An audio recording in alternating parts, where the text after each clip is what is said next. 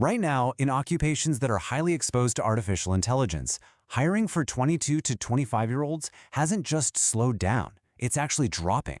If you're a high school or university student today, the entry-level career ladder you're currently studying for is literally being redesigned while you're still sitting in the classroom.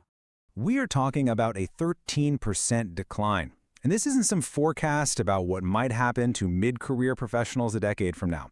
This is a sharp observed drop in employment specifically for 22 to 25-year-olds trying to get their foot in the door in roles exposed to generative AI. If you're a teenager right now, this directly impacts your immediate future. What's really wild is the contrast here.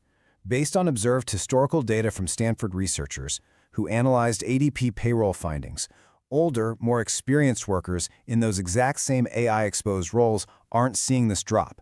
Their employment is stable or even growing. This anomaly is disproportionately targeting the very first step of the career ladder. So, we have to ask ourselves, is AI's effect on entry-level jobs a future hypothetical, or is it already measurably happening today?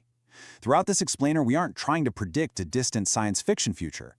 We're doing a data-driven investigation into whether AI is actively removing that first rung of the career ladder for students graduating over the next few years. To understand exactly why this is happening right now, you have to look at the massive leap in capabilities. Just a few years ago, generative AI was mostly handling basic sorting, simple calculations, and rigid rules. But today, it's drafting reports, writing basic code, summarizing massive documents, and performing routine analysis. Those are the exact routine knowledge tasks that companies traditionally handed to beginners to help them learn the ropes. Section 1. The 3-year transition window. Let me be incredibly clear about something. 3 years is not some doomsday countdown where all jobs just vanish at the stroke of midnight. It's a practical, crucial transition window for you to adapt before hitting the job market. The World Economic Forum's Future of Jobs report specifically examines the period from 2025 to 2030. That's the exact time frame when many of today's students will be graduating, seeking internships, and launching their early careers. It's an estimate window showing the peak of skill transition happening right as you'll be handing out your resumes. For some perspective, the World Economic Forum projects 92 million jobs will be displaced, but 170 million jobs will be created by 2030. That proves the labor market is experiencing massive, systemic churn, not total destruction. The pie isn't disappearing, it's just changing flavors entirely. New, completely different opportunities are opening up simultaneously. But here is the catch: 39%. The WEF projects that 39% of existing skill sets will transform or become totally outdated by 2030.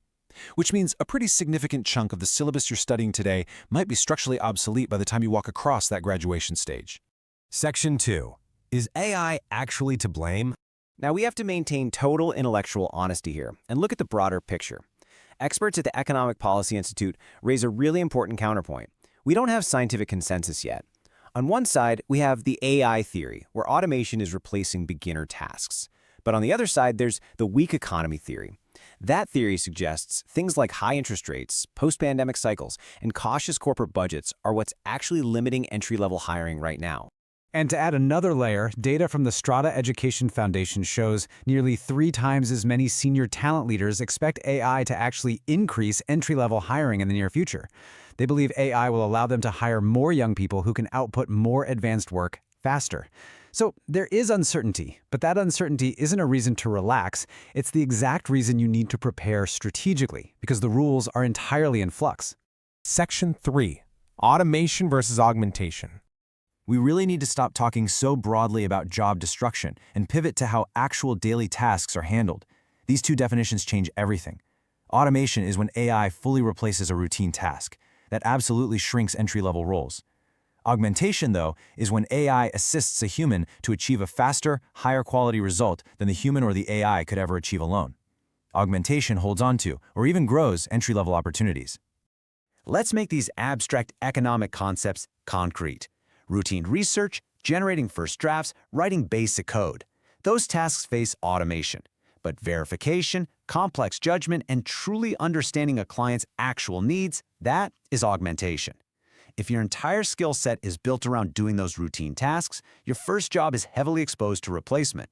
But if your skills are rooted in verification and judgment, you are protected. Which leaves us with a massive structural career ladder problem. Think about it. If AI makes the easiest beginner tasks easier, how do humans actually acquire expert experience? Historically, you learned your industry by doing the boring, basic tasks. If AI does those now, blindly trusting a traditional education just isn't enough anymore. You have to actively seek out complex, problem-solving experiences. Section 4. The New Student Syllabus. So how does this economic theory ground itself in your immediate reality? Let this number sink in for a second. According to Handshake data looking toward 2026 graduates, 10.3% of all internships now explicitly mention AI skills. That is a massive, sudden jump. Employers aren't waiting around for 2030. They are already treating AI literacy as a baseline expectation for the youngest people entering the building. And universities are reacting to this right now. Purdue University, for instance, has officially introduced an AI working competency requirement for all incoming students starting in fall 2026. This is a concrete human-scale example that educational institutions absolutely recognize the workplace is actively changing today. The classroom is shifting because the office already has. Section 5. How to prepare right now. Let's shift to the practical implications for your choice of major, your projects, and your first job decisions. The most crucial mistake a student can make right now is just trying to become an AI person, just someone who types prompts. The real value is in domain expertise plus AI. It's biology plus AI, finance plus AI, engineering plus AI. You need to combine human judgment and highly specific field knowledge with AI tools to become uniquely effective. To do that successfully, you need a resilient verification workflow. Generate the initial idea, question the assumptions, verify the facts, improve it with human context, and then apply it to the real problem. Contrast this against the incredibly dangerous yet common student habit of simply asking an AI a question, copying the output, and submitting it. Employers don't want someone who just forwards an AI's hallucination. They want someone who can critically verify it and apply it to a real-world business problem. Here is your 3-year preparation roadmap. Step 1. Completely understand AI fundamentals and its deep limitations. Step 2. Apply AI to your real academic projects so you build a portfolio that proves you actually know how to use it. Step 3. Differentiate yourself with human judgment, clear communication, and leadership. Build undeniable proof of your skills rather than just collecting traditional certificates. And this brings us to the ultimate reframe. Clear-eyed preparation is what determines which side of the divide you'll land on.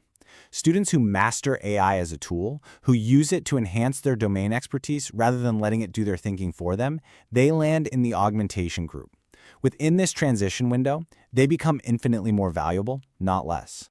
So, as you look at your syllabus and your future over these next 3 years, don't just ask what job will survive. Ask yourself this: which valuable problems will still need to be solved, and how will you become excellent at solving them? Because the future absolutely belongs to the students who know exactly how to use AI to solve those problems better than anyone else.